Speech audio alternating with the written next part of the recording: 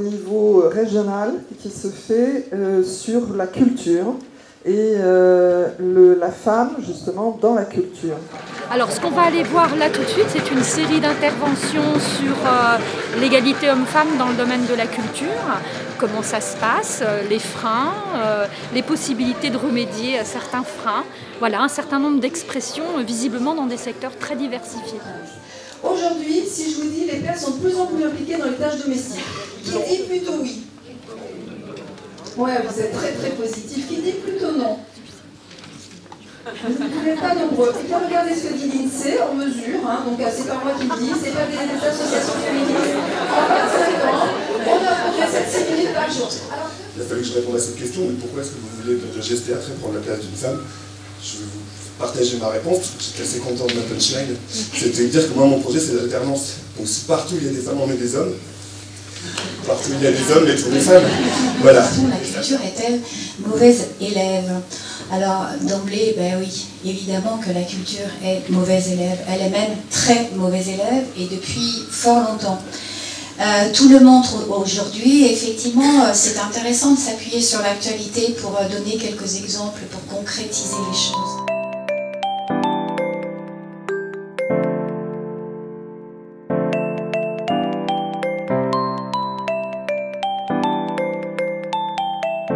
Une femme, pour arriver à s'imposer, doit d'abord rester naturelle. Elle ne doit pas renier ce qui fait qu'elle a une vision sur le monde, une sensibilité particulière. Moi, ça, j'y crois beaucoup.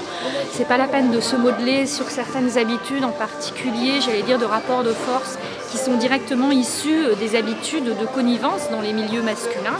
Et je pense qu'après, les belles rencontres font le reste et les belles occasions de se confronter à la difficulté quand on est une vraie professionnelle. Alors la sensibilisation aux stéréotypes, nous sommes dans un secteur qui est le secteur culturel et qui donc est un secteur qui par essence est un secteur de dialogue, un secteur de discussion, un secteur d'interrogation sur la société et ses stéréotypes.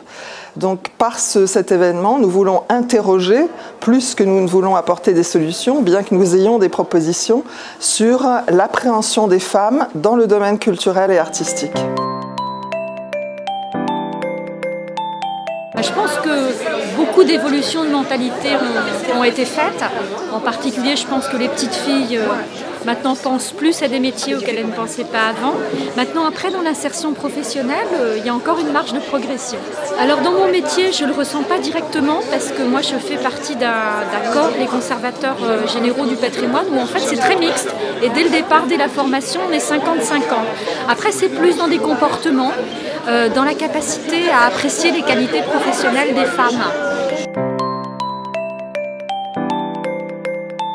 Alors justement, nous ne pensons pas qu'il y ait plusieurs histoires des arts, c'est-à-dire qu'il n'y a pas une histoire des arts masculine, féminine, de genre, de minorité, etc. Nous pensons qu'il n'y a qu'une histoire des arts et que cette histoire des arts ou cette histoire de l'art, en fait, a une représentation qui est la représentation de la société, tout simplement. C'est-à-dire que quand vous allez dans un musée, combien de femmes sont exposées par rapport à l'histoire de l'art?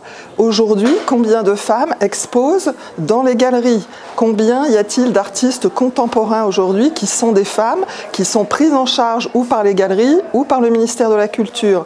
Donc ce sont ces interrogations que nous voulons mettre à jour. Par exemple, quand nous avons regardé sur la région ce qui s'était fait au niveau de la visibilité des femmes dans l'histoire de l'art, nous nous sommes aperçus que notamment en 2003, il y avait eu à Angers une exposition dans les musées sur les femmes dans les collections d'Angers. Nous voudrions, si vous voulez, que cet élément soit repris au niveau régional et qu'on donne une visibilité dans les collections qui existent aux artistes femmes. Alors je pense que là aussi il y a vraiment beaucoup de progrès à faire, on a tous les chiffres en tête, il y a des domaines où le nombre de femmes est très faible encore. Là je lisais récemment que pour le TNP de Villeurbanne, il y avait eu très peu de candidatures féminines.